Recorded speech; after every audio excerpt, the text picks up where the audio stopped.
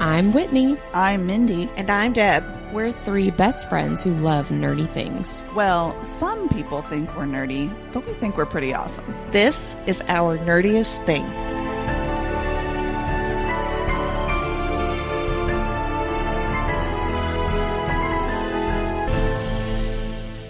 Hello, fellow nerds, and welcome to our Nerdiest Thing. Today, we're going to be talking about sexuality, the evolution of romance and women's sexuality. And it's going to be For the record, we've always had sexuality. We just didn't talk about it. It's going to be a hot topic. It is going to be. It's going to be hot. Spicy.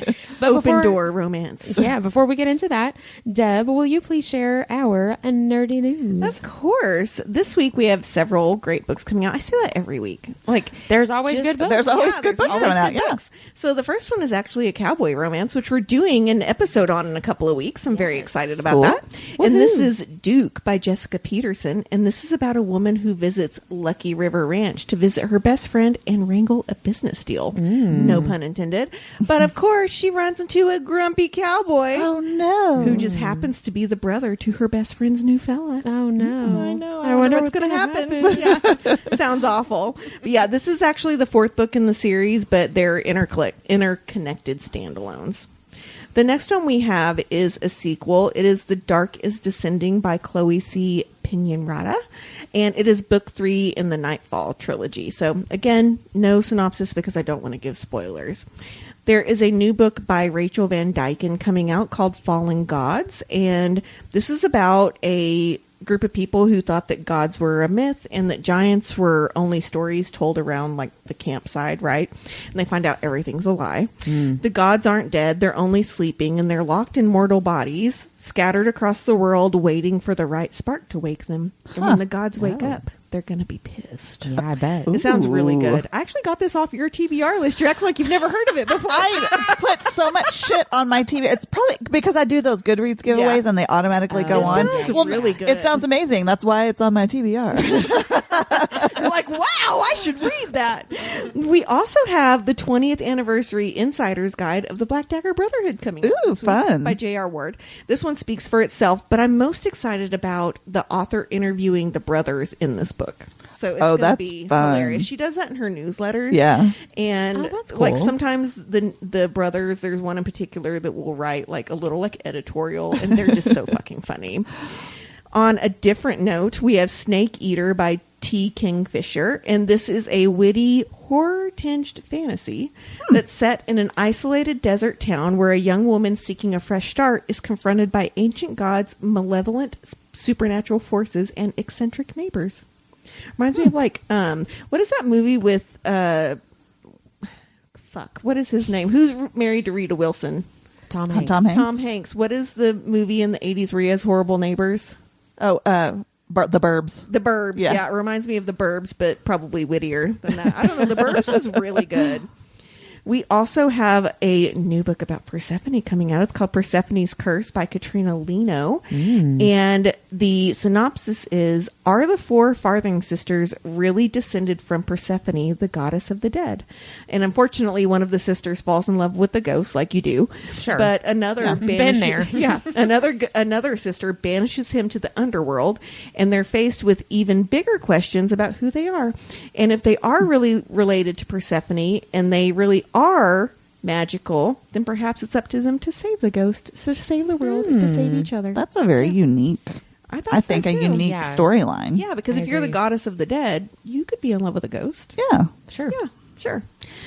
We have 2 other sequels coming out this week. The first one is Crowntide by Alex Aster, and this is book 4 in the Lightlark series, which starts again with Lightlark. And finally, Better in Black by Cassandra Clare, and this is book 22 in the Shadowhunter Chronicles. I would have told you there were 10 books in that series. I never knew there were that many. 22. Yeah. Damn. So Better in Black by Cassandra Clare. Wow. Yeah, go read it. Mm-hmm. We talked about a lot of Cassandra books. Clare last episode, too. Yeah. Yeah. She's pretty great. She'll be at Imaginarium this year. I know. I'm so Yeah, that's excited about true. that. Yeah, she seems awesome. Awesome. Fun times. That's all I've got. Round it up, Whitney. Well, see you later. So that brings us to the nerdy and dirty. Mindy, will you get us started with what you are reading? Sure. I'm reading If You Claim Me by Helena Hunting. This is the latest in her Toronto Terror series. I got an arc of it because I can't not read anything she writes. So this book, I think, was tailor-made for me, and you'll hear why. This is Dredd and Connor's story. So Dredd is a librarian. Oh. Is Dredd male or female? It's female. Okay. It's short for Mildred. Ah, got it. But I So- kind of love that. I know, it's cool to cute. call me Dredd. Yeah, she's really cool. So she's a librarian, and he is a hot young hockey star that everyone loves to hate. Ooh. But her best friend is another guy on the hockey team, and he and this Connor guy are rivals. Like, they hate each other. So there's a whole lot of tension, a whole lot of angst, and he's just everyone. Like I said, everyone loves to hate him, but you find out there's much more to him than meets the eye. Of course. He plays into the villain. He's a really good guy. So it's marriage of convenience and just good stuff. Good stuff. I like it. I'm added to the list. Well, I read Cash by Jessica Peterson, which is Interesting. book 1 in the series that Duke is book 4. It's the Lucky River Ranch series, and they are all interconnected standalones, like you mentioned, Deb. Each book follows a different brother in this Rivers family, right? So Cash is the oldest, and in this first book, he has been working as the ranch overseer on Molly's estranged father's ranch, and when Molly's dad dies, Molly inherits the ranch, but Cash thought he was going to inherit the ranch. And I bet he's really grumpy about yeah, that. he's very upset about that. And there's a stipulation that she has to live on the ranch for a year before accessing the trust that she is inheriting as well as the ranch. Okay. So she's a city girl. She's very unhappy about this stipulation, and he's just pissed that he's not getting the ranch that he had been told he was going to Yeah. inherit, He should right? marry the inheritor. Well, he hates her immediately because he thinks that she's just a spoiled, heartless city girl. And Molly hates him because he's an asshole. He's just like a huge jerk to her all the time, Yeah. right? So, gosh, I wonder what's going to happen, you guys. So this is enemies to lovers, a grumpy sunshine, forced proximity, opposites attract. I really, really loved it. There are 4 books now. Cash, Wyatt, Sawyer, and Duke is the one that comes out today. And I really love that they're all interconnected standalones because they're all different tropes. And so, like, there's a single dad one, and it's like, okay, if you're not into that, you don't have to read it, and you can skip to the next one, and it's Something fine, for you know? everyone. Yeah, I really enjoyed Or it a if lot. your daughter's name is Molly and you don't want to read Cash. Right, then just skip that one because that would be weird. That's and super weird. Yeah, I wouldn't want to do that either. So, That's hilarious. but I really did enjoy it, and I'm excited to read the rest of them. So, Cool. Deb, what have you been reading? I'm reading The Primal of Blood and Bone by Jennifer L. Armentrout. Excellent. And a lot happens in this book. So I have been having to take some breaks. Not because it's boring or too long-winded or anything, but because the world building is so intense that I'm like, I need a brain reset. Yeah, So yeah. I've been reading some other little open door romance in between. But I'm really enjoying it. It's I great. liked it a lot. I love Poppy and Hawk, and I've really missed them because we only had a Soul and Ash and Blood for like a couple of years. Then Yeah. we've had an actual book of them. So That's true. True. Yeah, that is Yep. true. Well, let's talk about what we are watching. Mindy, what are you watching? I'm watching Nobody Wants This season 2. Oh yeah. So How is it? How are you liking it? so far so good. I'm only a couple of episodes in, but I mean it's Kristen Bell and Yeah. Adam Brody. Like, their chemistry's fucking on fire, and she's just amazing. I don't know. I love her. Really? I've seen some mixed reviews, so I haven't started season 2 Oh, really? yet. Yeah. Like, it's not as good as season 1. yeah, like people Yeah. just felt like, whoa, season 1 was so amazing. Yeah. And it was like, I mean, the It's hard to second, top that. I was going to say the second seasons of something that's so good like that, it's probably is going to take a little bit of a dip, but That's true. I still like watching Well, their chemistry. I did watch something on Netflix. It's essentially a Hallmark movie, but it is called The Wrong Paris. Have you all seen this? No. And it's about a young woman who lives in rural Texas, but she's, of course, saving to go to a prestigious art school in France. And her sister convinces her to go on a dating show similar to The Bachelorette. And it's because she'll get a free ride, a plane ride to Paris to kick off her education because she saved up all this money and she's had to like help pay her grandmother's medical bills. So she's Yeah. running low on cash. And so if she gets on this show, then she'll already be over there. Right. Yeah, yeah. The problem is that the producers never said what Paris they were sending them to. Oh, no. And it's also in Texas. I was just going to say there's a Paris, Kentucky. There's a Paris, Texas. It's really cute. I did enjoy it immensely. I like that premise. Yeah, you know too. what's going to happen. Yeah, the guy's yeah. cute, right? But I mean, it is really, really adorable. Yeah. That sounds fun. Yeah. I like watching stuff like that. Just Yeah, like me reading too. a romance book where it's like, oh no, what's gonna happen? Like I like watching stuff like that. I mean, the reason that we do these things is because we know that it's going to have a happy ending and we're going to feel good at the end. Yep. That's what some romance is all about. no stress, right? No stress at all.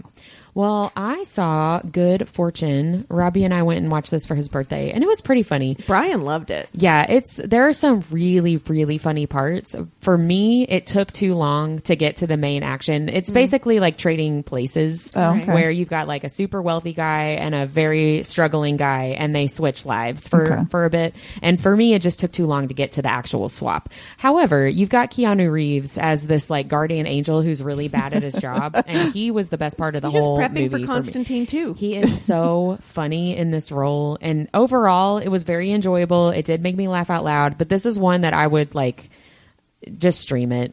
Wait until it comes on somewhere free that you've already paid for that subscription. Like, Right. don't pay extra money for it. You know what I mean? But it was okay. It was fine. I enjoyed it ish. Mostly. And I can keep us going with what I've been listening to. I have been listening to probably something very different than what either one of you guys are listening to. I got from Libby Separation of Church and Hate by John Fugelsang, who is a comedian. So basically, this book is a guide for why MAGA people and Christian nationalists, why they believe certain things, and how to use the Bible to like argue against those beliefs. Oh, interesting. He wrote it as like a how to interact with these people. I love how you're educating yourself and still how to be kind, so you like understand this phenomenon and also like know how to relate to people better. Yeah, I wanted to. I mean, the premise of this generally I really enjoy, but also he's a comedian and like a broadcaster, and I'm not sure if he's even like if he would call himself a Christian. He's kind of doing this on behalf of his parents, right? So like his parents were both devout Catholics to the point like his mom was a nun and his dad was a Franciscan monk. And they both met and they were like, "Hey, yes, really?" yes, and they both quit. I want to read that book. I know, Yeah. right? I'm like, tell me more about this. He talks about it not super at length in the introduction, but he talks about it a little bit. Like they both quit their orders, I guess, to be with each other and remained extremely devout Catholic people. And that's how he was raised, right? And so he wrote this book on behalf of them because he is like righteously indignant on their behalf, right? Like he is upset at seeing this belief system that means so much to his parents be like taken and twisted. It's basically where he's coming from, which is very much how I believe and how I feel about it as well. So I really struggle sometimes to like talk about the fact that I am a Christian and like I still go to church because it's like, but not that kind of church. You know what I mean? Yeah. Like I'm not that kind of Christian. Like you don't want to have to qualify it. Yes. And the way that our country is right now, if They're giving Christians a bad name. yes, Yeah. and there are some people like very close to us in our families that are hardcore MAGA people, and they just like have been assuming that Robbie and I like believe the same things that they believe because, well, you guys go to church, and it's like, no, we don't believe this, and it's been We're really kind awkward. Christians. Yeah.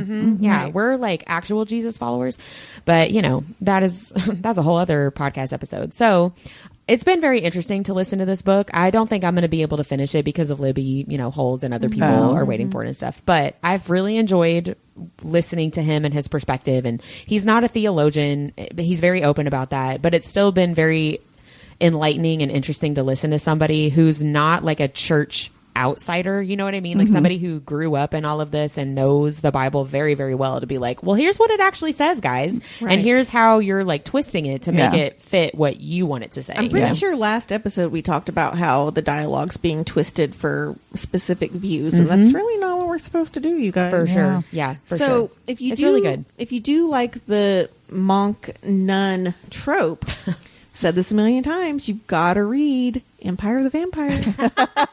That is one of the tropes in there, and I can't tell you any more. But Yeah. yep. Well, it's going to move up the list a little bit further.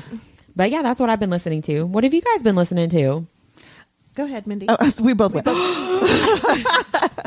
So I've been listening to Mr. Kiss and Tell by Rob Thomas and Jennifer Graham. This is the second book I think it's the last Not one the too. Rob Thomas of Veronica That's Mars. It is. just It about to is. ask. It is. What? So yeah. So he co-wrote with this other, not a ghostwriter because her name's on it, but co-wrote with this woman 2 books in the Veronica Mars universe.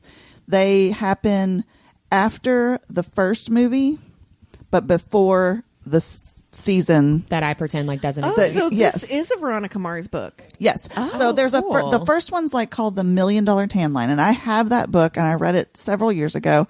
Then this one came up on Audible again on the 2 for 1. Yeah. I thought, oh, okay, I'll try it. It's fantastic. I wish it was Kristen Bell narrating, but Yeah. the narrator, Rebecca Lohman, she's pretty good. She has captured Veronica's snark and spirit really Yeah. well. It's a great story. It reads or listens like I'm watching a Veronica Mars episode. movie or an episode. It's so love cool. It's that. got all of your cast of characters in it. Weevil's in it. I love Weevil. Papa Mars is in it. All of Yeah. them. They're all in it. And of course, Logan. I'm Yes. still mad at Rob Thomas about it. I know. I literally just pretend like that whole season doesn't exist. I mean, it's such a good season, though. I know. It really is. I like to pretend the last 5 minutes don't Talk exist. about like last week, like an ending that ruins or makes. Yeah. I mean, I talk mean, about an ending that ruins. It was for an me. awful ending, but it didn't ruin it for me because me it too. felt No, it like did it me. could happen Yeah. in her world. Yeah. It didn't feel unreasonable, but Logan had always been an asshole, and he had gotten really redeemable. He'd I gone know. to therapy, for goodness sake. What's interesting, I'm glad you brought that up. In this book, Mr. Kiss and Tell, there's this whole like push and pull with her and him because, he's in the Marines and he is on leave, but then one of his old shipmates dies and they ask him to come back, and there's this whole thing about like, I don't want to lose you. If you leave, I'm afraid you're going to die. So like there's this whole thing, A little which foreshadowing. yeah, but I don't know that it was necessarily foreshadowing. He didn't even die in the military. He died on the side of the road. Right. Yeah. So anyway, God. that was interesting. But anyways, That's cool. I very much enjoyed it. I think I gave it 5 stars. Here's It what was I good. love about having my computer open while we podcast. I was just able to go pop that on my TBR real quick. Well, I have the first book. I can bring that to you. I've read it. I think I borrowed it from you. Oh, okay. Yeah. I didn't remember that I had read it, but according to Goodreads, I did.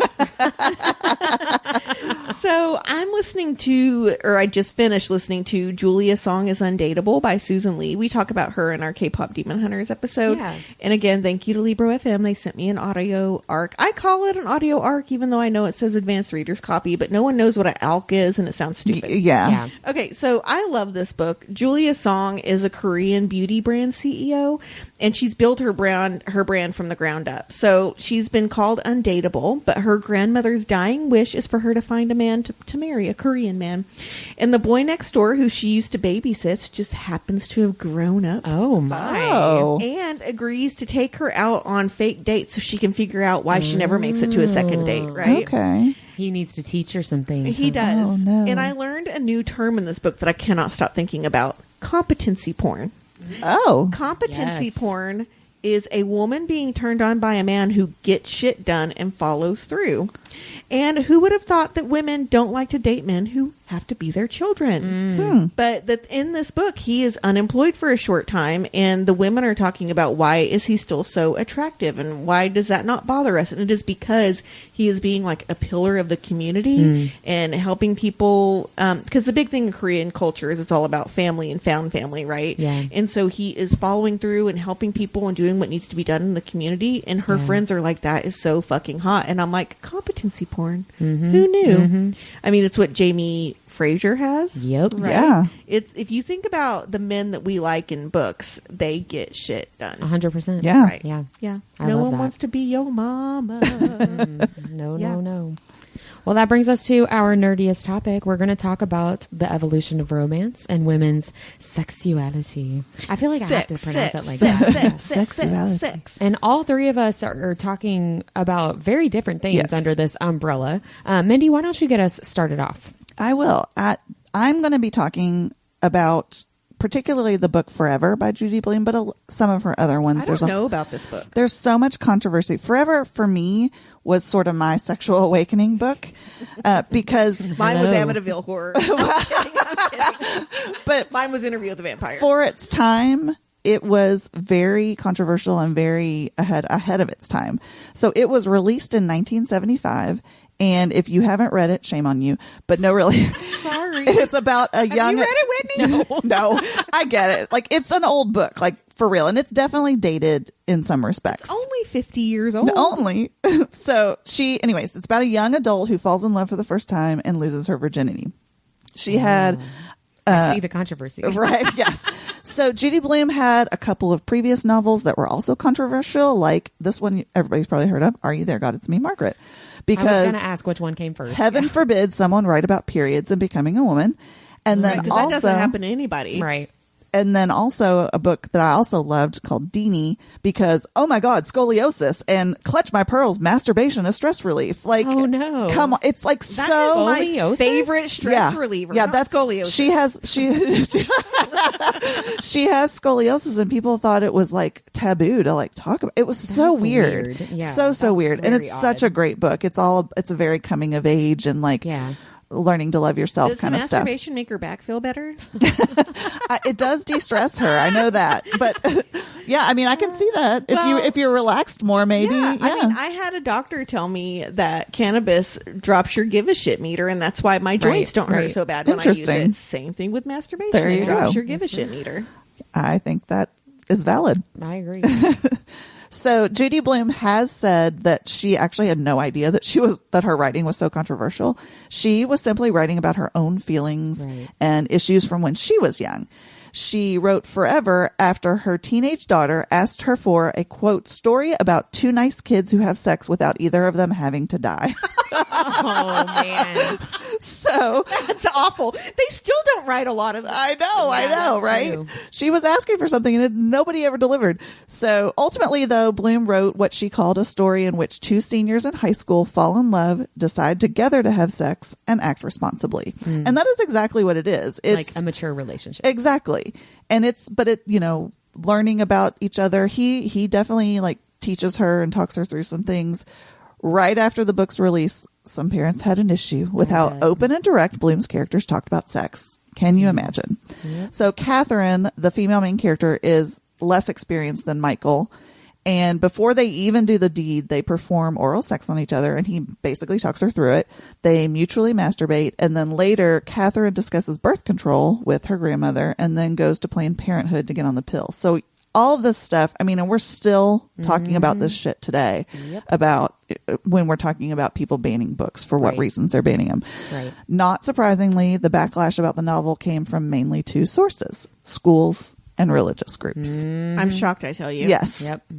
And I bet the people in the schools were members of religious groups. You know what I mean? Probably. Because you know what? Your kids were still talking about those things, Yeah. so you might And as well also just doing them. educate them right. I know, Yeah. I know. And this is the the most like mature high school relationship I've ever heard of. I don't know of right? any high school boy that would have walked me through it. I know, right? I don't know many high school boys that know what they're doing. No, they do not. So maybe it was a little bit of a fantasy. It is, yeah, definitely. So by 1982, schools in Ohio, Pennsylvania, and Florida had challenged the book for not promoting abstinence or monogamy. Oh, no. Here are some quotes from challengers of the books. I found these very interesting. Someone called it basically a sexual how-to-do book for junior high students. We never said they were in junior high. Well, I think And they already know. Back then, junior high was like the start of high school. school? Okay. Yeah. Yeah, okay. So there was a little bit of a different classification, but No. still, it's a sexual how-to-do book. Come on. I mean, was it that explicit? It of like, wasn't that he unzipped explicit. his pants and took out his penis. Also- I mean, you know what I mean? they did talk about having sex. I mean, they did. Well, but there's a Describe having a sex. how-to, Right, and a it wasn't- description yeah. of a I wanna sexual. also There weren't like point out- very different diagrams or anything. right. I want to point out that there are some romance books now that are like, if a guy read it, he would know exactly what to do, and they still don't read them. I know. Right. I know. So shut up. So You know, it's just not. shut up, Yeah, people. it's totally invalid. Another one said it demoralizes sex, which makes zero sense to me because to me it makes it something that is not. It's loving. And Yeah, it's a loving relationship. It's two people that are like it's mature. They're probably right? just mad they're not married. Probably. And that's all that they're referring to, honestly. And they won't have sex outside of marriage. Right. This one's my favorite. I'd rather have my daughter read pornography than Forever. At least she'd know that was wrong, instead of having this book about a nice, normal girl who has sex, and then it ends and the book is over. I'm What? like, tell me you didn't read the book without telling me you didn't read the tell book. me you're missing the point. Exactly. Too. Like, It just, what? yeah, I thought that was That is bizarre. very bizarre. If she's gonna encounter sex, I want it with a heavy dose of shame. Is Yeah. basically Yeah. what that quote Exactly. is I saying. want her to be ashamed of liking sex. Yeah, like ugh. I'm going to talk about that in a minute. I am too. I Actually, put my hand on my hip when I said that for our listeners. So then between 1990 and 1999, the book was the 7th most frequently challenged book as reported by the American Library Association. So Wow. like 20 years later. right? It was still Over like, 25 I mean, years the later. fact that like I've never heard of it says something. Like we should have known about this book in the 80s. I feel like, Yeah, I mean, I did. right? But I'm a little older than you. Yeah, So, I mean, yeah. it definitely was for older. But like, so maybe it did kind of But I feel like they stopped talking about it so that people wouldn't read it. probably that because might it be was true. being challenged so much. Now that makes so much sense. So instead of just rolling over and taking it, Judy Blume became a very vocal advocate against censorship. Good. Her first experience with censorship of her own work was when the principal at her daughter's school refused to put Are You There, God? It's Me, Margaret on the library shelves because he believed that menstruation wasn't a topic that girls should read about. I mean, even though many of them already had their periods and were actually living And through it. Almost every girl has it, and Yeah. it's not something to be ashamed of. Right. And boys need to read about it because there's nothing wrong with it. It just Right. bizarre to me. Again, That is- a man. It's just your body trying being to, pissed off it didn't get pregnant. It's Yes. I mean, a man who is just afraid of a natural biological Exactly. function. A man of a who woman's does not body. know where the clitoris is. for sure. So I'm going to wrap this up with that. Now it is having a resurgence because there is an adaptation on Netflix. Oh, So and I didn't know about this until I didn't started either. diving into this. So Mara Brock Akil is the showrunner who wanted to put her own spin on what she feels is a timeless story. And I actually agree. I think it's timeless. I think this is something that maybe it's not exactly how teenagers work because it's, there's so much more that feeds into it now, like technology and social Right, media and social all that media, stuff. for sure. But I mean, as far as the emotions are concerned, it's definitely a timeless story. And so this one came out on Netflix in May of this year, and there's a season 2 coming up in 2026. I've not watched it, but I'm totally interested and What's curious the show about called it. on Netflix? It's called Forever. Forever. Yeah. Oh, okay. Yeah. I'll have to check that out. Yeah. It makes me feel not as bad that I don't know about it because it just came out a few months ago, 6 months ago. Well, I mean, I didn't know that came out. So, you know, again, it's not something that's on people's radar, but it's a book that's so special to me just because I remember having it. The nostalgia of it all. Yeah, I remember what the cover looked like. It had this locket on it and like a silhouette face. I mean, I was just like, I remember it, and I remember reading it and keeping it by my bed, and I would reread it over and It'd over. be so cool if this became like the thing that helped parents talk to their kids about sex. Right. It would be lovely. I think that was the point. Right. But Do you it was, know- again, ahead of its time. But also when we make it so dirty and shameful, then kids are much more interested in it. yeah. Right? Mm-hmm. And you just need to have real conversations, guys. Yep. Yeah. Well, I'm going to go next because I'm going to piggyback off of you a little bit. So that book you said was your like sexual awakening. Yes. I had a hard time figuring out exactly what I wanted to talk about because there's just like an infinity amount of things, right? We could talk about this for hours. Really forever. So ultimately I decided I want to talk about two things. And the first is my earliest memory of a sexual awakening, which with something that I was reading, right? And I honestly don't know exactly how old I was. I want to say early middle school or late elementary school because I was reading Sweet Valley High. So I had graduated from Sweet Valley That's not Twins. funny. I'm sorry, but it is cute. Well, that's why I'm like, maybe 5th grade, sixth grade. There's maybe. definitely for sure sexual topics. So in I mean, that. I can tell you, and your what body the is scene. changing at that time. Yeah. So I had been reading Sweet Valley Twins, and then I read all those, right? So then I was reading naturally Sweet Valley High. you move on to 100% because I was still with the twins, right?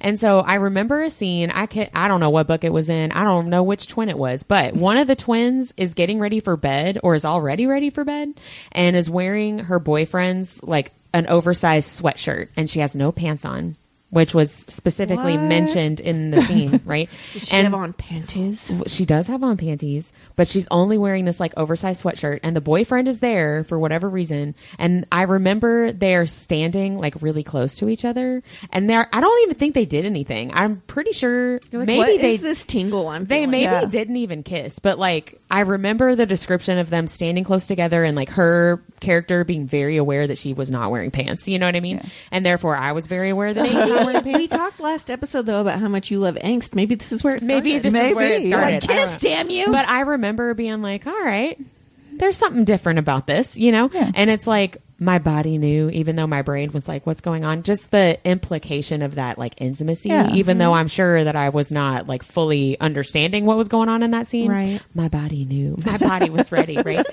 And so, cut to 25-ish, 30-ish years later, and I'm still reading, but now I'm reading explicit spice. And I don't mean explicit like open the door level for for chili peppers. It's not just the implication of it, right? And I'm still reading that, and I still, I'm a grown up and I like it. And so this is the second thing that I wanted to talk about. So mentioning earlier, I'm a Christian. I'm not that kind of Christian, right? I hope that my listeners here can tell that I'm not one of those Christians. I actually try to do what Jesus taught. Anyway, that's a whole other podcast episode. But there's if anyone wants us to cover that, you need about 5 hours. I know, right? I will gladly discuss it, but it's going to be a real long episode.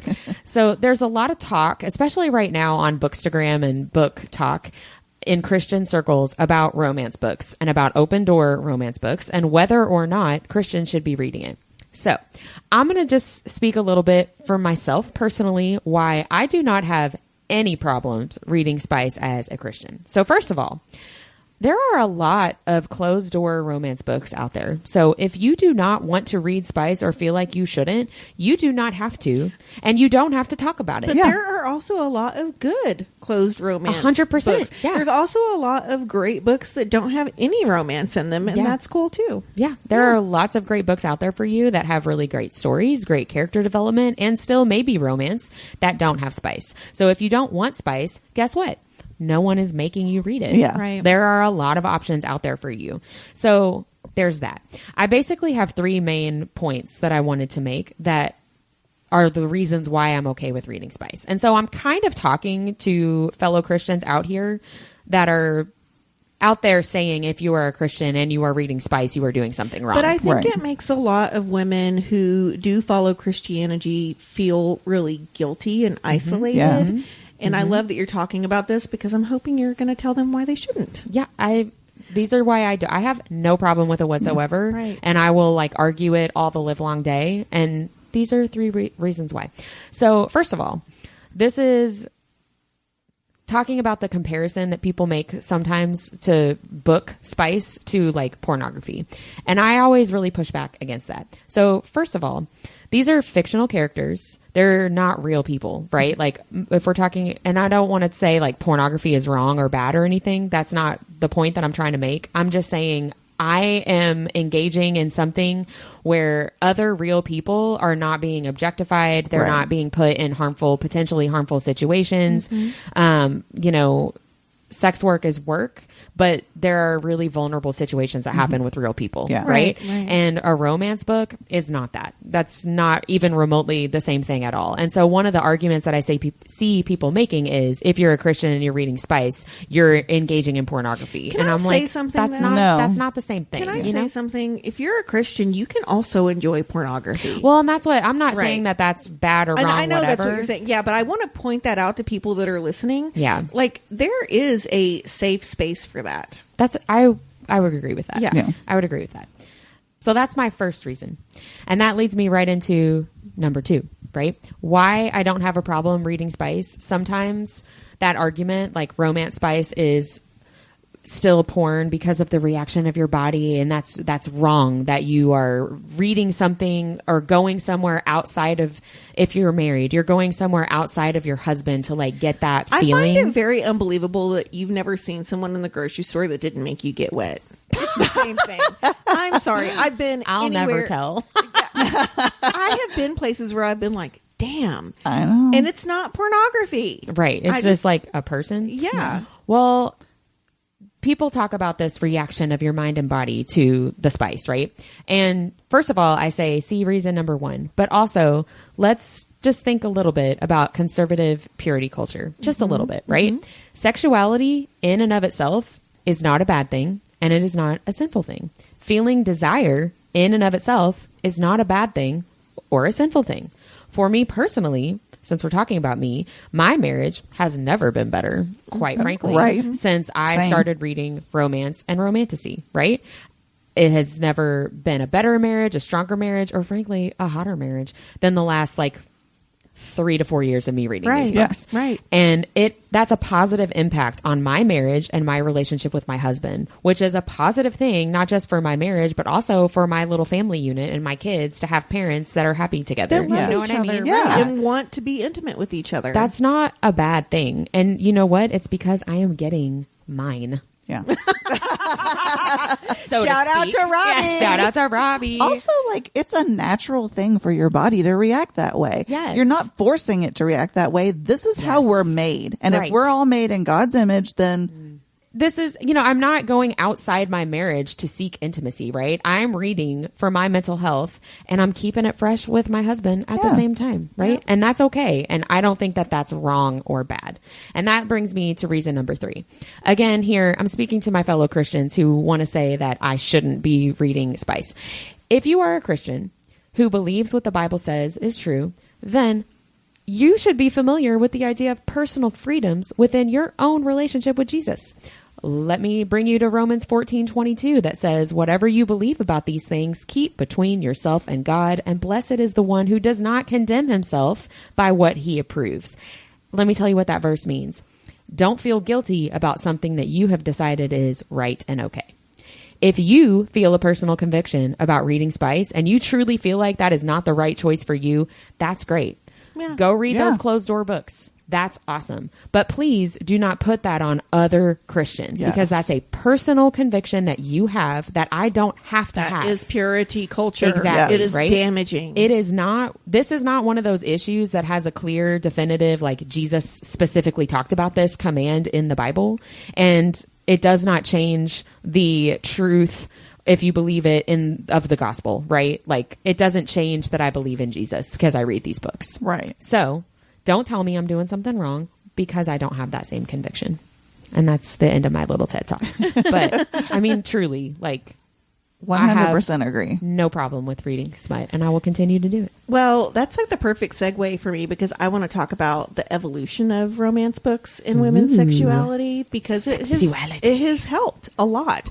So we all remember the Harlequin romances that women read in the 80s, which were deemed bodice rippers, right? That's what they called them. I was just about to say, where their boobs are about to fall out of the corset. Yeah. And I love in New York, there is a bookstore called The Ripped Bodice. I know. I love that. So much fun. So these books were referred to as dime store novels, and they were not taken seriously, even if there was readership for them, which there were. There were, yeah. Ultimately, purity culture taught us that at the time, women weren't supposed to be open about enjoying sex, and that these books were quote unquote dirty, right? Shameful. And this is still being said. I found this a great quote by Emily Henry, actually, and she says, the reason that romance novels have been so denigrated is because it was the one genre where it was okay to talk about female pleasure, and that makes it not art for some reason. I love that. It's perfect, right? Yeah. Because if a man gets pleasure in a book, it's no problem. But if a woman gets pleasure, God forbid, right? So let's fast forward to 2010 because I want to talk about 50 Shades of Grey. Ooh. This was one of the first widely publicized BDSM novels during our adulthood, at least that I knew of, right? And it's one of the most marketed books that talked about female pleasure. This book not only paved the way for fan fiction. It was based off Twilight, if you didn't know that. But also it opened up the doors to self-publishing, in which we would not have our current favorite authors without. Yeah, I'm that's talking true. about Raven Kennedy, Yeah. Scarlett St. Clair, Elle Mitchell, Elise Kova, and so many more. Now, some of those people have been picked up by trad publishing companies, Congrats. but we would have never known who these people were Yeah, without without self-publishing. independent publishing. Right. And the fact that women could read romance without someone seeing the cover was a boon for this book, because e-readers had just become a big part of the reader's arsenal, right? Yeah. Yeah, that's because true. God forbid we read a romance book in public without someone judging us, right? And I hate that, like, that's what helped, is that, like, Kindles and Nooks helped, but they really did. So some news articles called 50 Shades mommy porn, which made it sound aggressively dirty. Exactly. Yeah. And this And just belittling. And Yes. ugh. Right. Yes. Because if it was daddy porn, it's no problem. That's Yeah. never been a phrase that's been in Right. a Right, or right. not, US Weekly. Right. What am I thinking of? USA Today. Oh, yeah, USA yeah. Today article. No one's ever said daddy porn. In there. Right. They're making fun of women for having sexual desires. So this book opened up an opportunity for women to discuss sexuality and kinky fantasies. Yeah. And the author used the no press is bad press marketing philosophy to market her books, which really paid off for her, because did. all these people Yeah. disparaging this book, all it did was make people want to read it more, right? That's why I read it. That's why I read wanted it to too. See, like, what's all What's the all- hype? yeah. Right. What's I'll up with put that? it in the show notes, but there is that that milking farm book that is Oh, really yeah. big in Christian circles right now. Like, how dare you read this shit? Yeah. And the author keeps going on threads, and she's like, "Thank you. I have never had more readers than this before." Yep. And a lot of other authors are like, "You guys, first of all, there's nothing wrong with that book, but second of all, this book is really good. Yeah. Like, it's really good. Like, Yeah. what are you so pissed off about, right?" So 50 Shades, as you know, though, is seen as problematic in the BDSM community because it tends to lean more towards abuse than the trust that comes with a healthy BDSM relationship, which we've talked about a lot on this Yeah. podcast. So we're not praising this book for its content, only for the dialogue it created, right? So, in fact, one of the problematic things is that sex toy emergency room visits increased by 50% the year this book was released. Oh my Oh my gosh. god. Which some attribute to the toys in bondage not being used correctly in this Yeah. book. I can see Yeah. that. Yeah. So say what you want about 50 Shades, but it helped women whose bodies are legislatively controlled and governed by men to have open, honest discussions about their own needs. And women are hopefully becoming less embarrassed about being sexual beings because, repeat after me, sex Sex is Is great. great. great. Sex is great. With Say se- it. Oh, sex, sex is great. There you go. Okay. So sorry. I didn't know we were We did being not literal. get the memo. Keep going. We So- should have practiced that. Yeah, we should have, but that's okay because it was awkward, just like we are. So let's move on to Booktok and Bookstagram, which I also highly attribute to women being open about their sexuality. So, first of all, social media has given readers a voice and the ability to talk about books that resonate with their own desires. And this community has helped women become open about sex and talk about their fantasies, which I think is really cool. And creating an open dialogue has also helped open a full subgroup or romance lovers who are educating other readers that it is perfectly fine to read spicy books and enjoy them. And Yes. Yes. One side note here for content creators, let's not discuss books as dirty or clean because that's not helping anything. No. Instead, we can use phrases like spicy, open door, closed door, right? Yeah. All right. Yeah. Moving on. Booktok and Bookstagram have also been attributed to helping women learn more about practicing safe sex, as women are far more interested in learning from a content creator than reading like the pamphlet from your OBGYN, right? Yeah. So what used to be taboo, even though it never actually should have been, has been normalized by content creators, which I think is super That is cool. pretty cool. Yeah, it's helping women understand that sex should be enjoyable, sex can be talked about, and that it is normal and healthy for women to have a big libido. Yeah. I mean, we Yeah. do. We have desires just like men do, but it's always portrayed that the men like can't control themselves. Like, I'm just as horny. Right. I can control myself. And having said that, listeners, let me tell you, if you're under 40, it's about to get better. Women hit their sexual Yeah. peak in their 30s and 40s, and your peak only increases over that time. So, ladies, go get yours. Don't be ashamed about it and enjoy it. Right? And if, No, if absolutely. you're not a part of the Bookstagram and Booktok community, You really should be. Go and you can go search in either TikTok or Instagram, either of those search topics, and tons of creators will come up. You should also be following us because we're pretty cool. Yeah. Yep. Yeah. Having said that, like, go follow some and just see what they're saying. You should not be ashamed about enjoying sex. And that's really the point I'm trying to make. Like, this purity culture has made us believe that it is okay to have inadequate sex. It is okay for the man to finish first and for us to not finish. But sex is not over just because he came. Amen. That's a word. And mic drop. Well, Deb, will you keep us going with your nerdiest thing of the week? Of course. So I have two, and I talked about Romanticycon last week, and I needed to carry over because I couldn't talk about all these things in 1 week. So when my daughter and I were driving down to Florida, there were a lot of aggressive drivers. Oh. And so, no shit, we started making haikus about aggressive drivers. And we were laughing so hard because my daughter would be like, you need one less syllable in there, Mom, for it to be a haiku. It's not a haiku. Right, yeah. It was so much fun. And then the other thing is that they had flash tattoo artists at Romanticycon. My daughter, who just turned 18, she got her first tattoo. Oh, yeah. She actually got it like on like her little hip dip. Cute. And it's a snake with like flowers around it. It is so Oh, badass. cool. And the girl got so excited. She was technically only doing like walk-ups, but she ended up scheduling her because she's like, I want to do your first tattoo and do all this. Oh, that's cool. So I got a dagger on one arm, and then I got a "You Do Not Yield" little dagger on my other arm. So Yeah, I like that. I love that they're doing tattoos at book I events. know. right It's so now. cool. Yeah. It's like the perfect souvenir, It is. really yeah. is. and Yeah. it pays for itself in a couple days because you're never going to not look at it. So yeah, we had so much fun at that event. I know we talked about that last week, but Yeah. these are just some extra little tidbits. Super fun. Yeah. Mindy, what's your nerdiest thing? Okay, this might be my nerdiest thing ever to be excited about. I doubt it. Of your whole life? I don't know. I mean, this is something really nerdy to be excited about.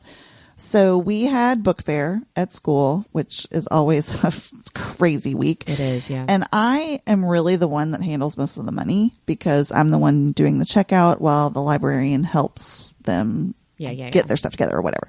So we don't have a bookkeeper right now, which sucks. Oh, wow. Yeah, it's really bad. So we have a lady come in every week. So while book fair is going on, I'm supposed to like hand this money every day to the bookkeeper, which we don't have. So I've got to put it in the safe and all this stuff. And so I'm counting all this money and I'm writing all my total. I'm trying to be very like precise about it. Yeah. I have to which do that I am for the not, PTA, and it's look, stressful. I am a word nerd. I am not a math nerd. So the bookkeeper comes in, she does all this stuff, and she talks to me. She said, first of all your totals were correct. And I about passed out. Nice. I mean, it seems so small, but like for this, I've never been a number nerd. I've always struggled with math. That would have never Yeah. happened if it was me. I've been like, where's this extra $200? I don't know why it happened that way, but Yeah. that was like what she led with, and I Nice. almost died. Oh, I'm proud of you. I was you proud of me too. too. Yeah, you should super be. nerdy though. That's really funny. Did you tell Darren? Because I bet you would have gotten a really good orgasm. I did tell Darren. Did you have a Was good he like, orgasm? I'm so turned Look, on I now. always get Was good he orgasms. like 50 cents? 50 cents! What's 132 times 4? I don't know. Don't do that to me. Yeah. 500 and something? See, I'm the one posting memes on my Instagram story of like, please don't ever speak to me about math. I'm done. Yeah. Like, I've moved on. When I do art shows and I have to add up people's orders, I have to make the joke. I'm like, I have an art degree. I have to add up Yeah. your 30 plus $30 order. let me pull up my calculator. Yeah. Well, because I end up undercharging sometimes, and then Oh, I'll get home yeah. and I'll be like, oh, fuck. Yeah. Right? Because I don't overcharge, y'all, and so I need every penny that's posted on Yeah. that price sticker. Yeah, seriously. Well, my nerdiest thing of the week is actually perfect for our topic today. Oh, I got an it. orgasm. I got a text from a friend, and I said, please let me share this on the podcast because this is hilarious. So I do have her permission. She texted me. She's got a free little library, and she loves Sierra Simone, like loves her, right? And she said she put a copy of Priest in her free little library. Oh, wow. And so she was like, I decided to walk down and just see, you know, if anybody's taken it or not. And she said, I went over and opened the little door, and not only is Priest there, someone rubber banded a Bible to it. An entire Bible that they put a big giant reference. That means they took it home. That's what I told her. That's what I told her. I said, I bet you anything they saw the title and was like, oh, maybe this is about like spiritual disciplines or something. And then they were like, oh, dear God. So I will say, I also have a free little library, and if I put stuff like that in there, I usually put a Post-it on it that says like adult content. Oh, well, she didn't. I don't think. But I was like, that is so freaking funny. And we did this interview with Sierra Simone, right? Yeah. And so I said, can I please send this to her? And I totally sent her a screenshot, and she was like, that is hilarious. She was so delighted that had happened with her book. I want to point out too that her books focus more on religious trauma. Yes, they so do. it's even funnier that someone strapped a Bible to a whole Bible. That is so funny to me. So ironic that they were like, because I just would have assumed somebody would write an angry note or something. Right. And they're like, you know what? Just the Bible. That says enough. I'm gonna let it speak for itself. I really enjoyed that. That book's amazing. Quite a bit. Not the Bible. Priest. The Bible's fine. It gets a little long sometimes. It's got its fans. Different strokes for different folks. When they start talking about like this person was begot of this person, it gets a little too much. Yeah. The world building gets a little intense. That's so true. Oh, man. Well, that is it for this week. Make sure you listen to our book club episodes on Throne of Glass on Thursdays, and we'll see you next time. Bye. Like what you heard in this episode? Follow Our Nerdiest Thing on Instagram at instagram.com/Our Nerdiest Thing or Facebook at facebook.com/Our Nerdiest Thing. We love hearing from fellow nerds. Email us at ournerdiestthing@gmail.com.